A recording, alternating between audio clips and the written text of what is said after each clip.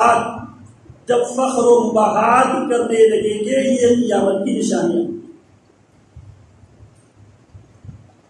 جو جناب جبریل نے ایمان کے بارے میں جو سوال کیا اس سوال کے جواب میں پیارے پیغمبر نے 6 باتوں کو ایمان سے تعبیر کیا. ان تؤمن باللہ، اللہ پر کامل مکمل ایمان ہو، اللہ ہی خالق و مالک و رازق و مشکل کشا حاجت روا بگڑی بنانے والا غوث اعظم لجپال سب کچھ دینے والا اللہ ہے. ساری عبادتیں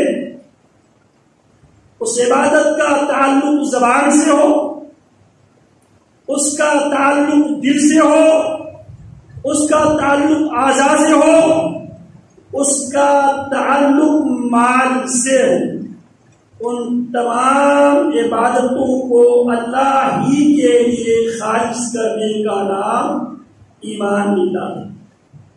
اللہ رب العالمین کی تمام صفات کو، جو صفات اللہ نے اپنے لیے بیان کیا یا وہ جو صفات اللہ رب العالمین کے لیے رسول اللہ صلی اللہ علیہ وسلم نے بیان کیا، بغیر کسی تعویل کے، بغیر کسی تحریف کے، بغیر کسی کیفیت بیان کیے بغیر اللہ کے لیے ان صفات کو ثابت کرنا، یہ ہے ایمان باللہ. جیسا کہ اللہ رب العالمین یہ فرماتا ہے تبارک الذی بیدہ الملک، بابرکت ہے وہ ذات جس کے ہاتھ میں ساری بادشاہت ہے. اللہ نے اپنے لیے صفت ید ہاتھ کو ثابت کیا ہے. ہم تعویل نہیں کریں گے.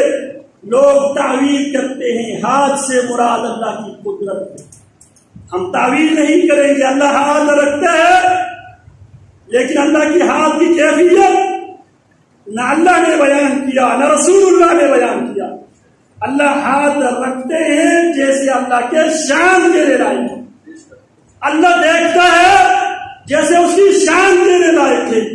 اللہ سنتا ہے جیسے اس کی شان کے لائق ہے. اللہ السمیع سب کچھ سننے والا ہے. البصیر سب کچھ دیکھنے والا ہے. الخبیر باریک سے باریک باتوں کی خبر رکھنے والا ہے. العلیم سب کچھ جاننے والا ہے. القابض کھلانے والا ہے. القابض قبض کرنے والا ہے، روکنے والا ہے. الباسط پھیلانے والا ہے. الخافض نیچا کرنے والا ہے. الرافع بلندگی عطا کرنے والا اللہ ہے. الضار نقصان دینے والا بھی اللہ ہے. النافع نفع دینے والا بھی اللہ ہے. الشافی شفا دینے والا بھی اللہ ہے. المحیی زندہ کرنے والا بھی اللہ ہے. الحی جو ہمیشہ سے زندہ ہے. القیوم ہمیشہ سے قائم ہے. پوری کائنات اور کائنات میں بسنے والی ساری مخلوق کو اس اللہ نے قائم کیا. یہ ہے ایمان باللہ وکتبہ، اللہ کی کتابوں پر ایمان. تورات، انجیل، زبور، صحف موسیٰ، صحف ابراہیم، یہ کتابیں برحق ہے لیکن ان کتابوں میں ان کتاب کی جو ذمہ داروں نے جن کی ذمہ داری میں سونپی گئی تھی کہ اس کتاب کی حفاظت کرو، ان لوگوں نے اس میں تحریف و تبدیل سے کام کیا. ہم تورات کے بارے میں یہ عقیدہ رکھتے ہیں تورات اللہ کی کتابوں میں سے کتاب ہے جسے اللہ نے جناب موسیٰ علیہ السلام پر بنی اسرائیل کی رشد و ہدایت کے لیے اللہ نے اتاری ہے. انجیل وہ کتاب ہے جسے اللہ رب العالمین نے بنی اسرائیل کی رشد و ہدایت کے لیے سیدنا عیسیٰ ابن مریم علیہ السلام کو اس کتاب پر اللہ نے اتاری ہے. زبور وہ کتاب جسے اللہ نے سیدنا داؤد علیہ السلام پر بنی اسرائیل کی رشد و ہدایت کے لیے کتاب نازل کی ہے. ہم کس حد تک ایمان لے آئے ہیں؟ رہا موجودہ جو بائبل ہے بائبل، تورات، انجیل، زبور، اس کے مجموعے کا نام بائبل ہے۔ بائبل کے حوالے سے ہمارا ایمان یہ ہے، ہمارا ایمان یہ ہے جو ہمارے کتاب و سنت سے موافق ہے، ہم اسے مانتے ہیں اس لیے کیونکہ ہمارے کتاب و سنت میں یہ بات موجود ہے۔ جو ہمارے کتاب و سنت سے متصادم ہے ہم ان باتوں کو قبول نہیں کرتے، اور جن کے بارے میں ہمارے کتاب و سنت خاموش ہے اس بارے میں ہم خاموشی اختیار کریں گے۔ رسول اللہ صلی اللہ علیہ وسلم نے فرمایا، حدثوا عن بنی اسرائیل ولا حرج ومن كذب علی متعمدا فلیتبوأ مقعده من النار۔ بنی اسرائیل سے بیان کرو، اس میں کوئی حرج کی بات نہیں۔ کن باتوں میں؟ جن باتوں میں ہماری شریعت خاموش ہے۔ کچھ امور ایسے ہیں جو جن کی مخالفت کرنے کی ہماری شریعت نے حکم دیا۔ رسول اللہ صلی اللہ علیہ وسلم فرماتے خالف الیہود والنصارى، یہودیوں اور عیسائیوں کی ان باتوں میں ان کی مخالفت کرو جسے وہ بطور دین کے بطور عبادت کے وہ اپناتے ہیں، اور اس حوالے سے تمہاری شریعت خاموش ہے، اس میں ان کی مخالفت کرو۔ یہاں تک کہ عبادتوں کی باری آئی، پیارے پیغمبر نے وہاں پر بھی مشابہت کو پسند نہیں کی۔ رسول اللہ صلی اللہ علیہ وسلم جب تک مدینہ منورہ میں یہودی موجود تھے ان کے ساتھ آپ نرم رویہ رکھتے تھے، شاید ان کو ہدایت مل جائے۔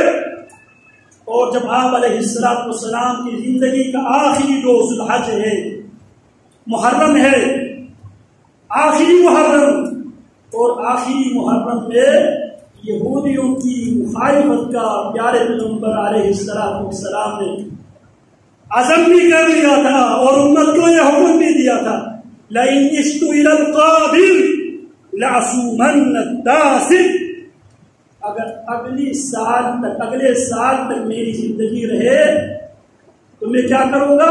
9 محرم کا بھی روزہ رکھوں گا، کیوں کی مخالفت۔ اسی طرح علیہ السلام نے فرمایا، بنی اسرائیل، یہود و نصارہ جوتوں سمیت نماز نہیں پڑھتے، تم جوتوں سمیت نماز پڑھ لو۔ یہود و نصارہ داڑھی کو نہیں رنگتے، تم بالوں کو رنگا کر لو۔ عموماً جب ہم جنازوں پہ جاتے ہیں جوتے سمیت جب نماز جنازہ پڑھتے یا پڑھاتے ہیں، لوگ اجنبی نگاہوں سے ہماری طرف دیکھتے، لیکن یہ بات آج تک یہ فلسفہ سمجھ میں نہیں آیا۔ ایک تو یہ ہے کہ آپ جنازہ گاہ کے دروازے پہ جوتے اتار کے جائیں، بات سمجھ میں آنے والی ہے، لیکن آپ سردیوں میں جوتے کے اوپر بیگ رکھیں، کوئی حرج کی بات نہیں ہے، اور گرمیوں میں آپ جوتے کو اتار کے پیروں کے درمیان یا پیروں کے سامنے رکھیں، کوئی حرج کی بات نہیں۔ یہ فلسفہ آج تک سمجھ میں نہیں آتا۔ یا تو یہ ہوگا جنازہ گاہ کے دروازے پہ سب جوتے اتار کے جائے، یہ بھی نہیں ہے۔ سردیوں میں سب جراب پہنے ہوتے ہیں تو لہذا جراب کو مٹی پہ رکھنے کے بجائے جوتے کے اندر سے پیر نکال کے باہر رکھتے، اب باہر رکھنے سے باہر رکھ کر اس کے اوپر اگر آپ پیر رکھے تو جائز ہے، اور آپ جوتے کے اندر پیر رکھے تو ناجائز ہے۔ یہ بات، یہ فلسفہ آج تک ہمارے سمجھ نہیں آتا۔ اسی طرح جوتا آپ اپنے ساتھ رکھیں تو ٹھیک ہے، لیکن آپ کے پیر میں نہ ہو۔ رسول اللہ نے حکم دیا،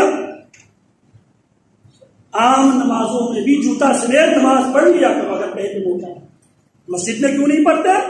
یہاں پہ ہم صفائی ستھرائی کی وجہ سے۔ اسی طرح داڑھیوں کو رنگا کرو۔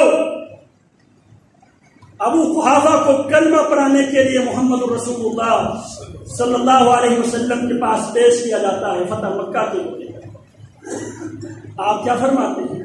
غیروها بشیء واجتنبوا السواد، اس داڑھی کو رنگواؤ لیکن بلیک کلر سے، سیاہ رنگ سے پرہیز کرو۔